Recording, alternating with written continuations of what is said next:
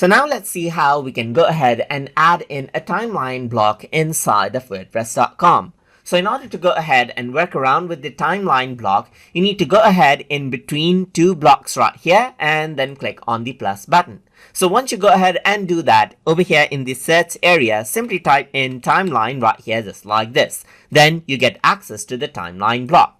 So over here you can see that it says type or choose a block right here. So you can go ahead and let's say for example choose a button right here just like this. Then you can go ahead and add in an entry and add in another block right here just like this. So I can go ahead and let's say for example add in a heading block right here just like this. Say test right here. Then I can go ahead add in an entry. So you can see that they are all linked on together right here. Let me just go ahead add in a paragraph, and this is what you have as you can see right here. You can add in more entry and so forth right here. You can go ahead and directly type in as well. So just like with the timeline, you can see that it is connected to one another right here.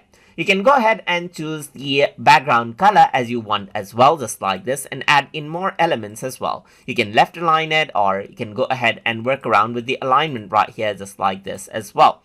So you can see that this is what you have. You can change around the location right here just like this, and then work around with the other options as well. As I click on this, you don't have many options, but you only have an option to change the background color, as you can see right here just like this.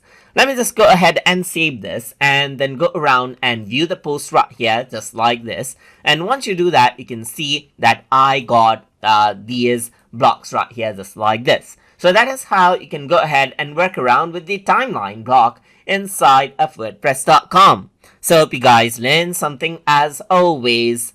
And as always, please like, comment, share, and subscribe.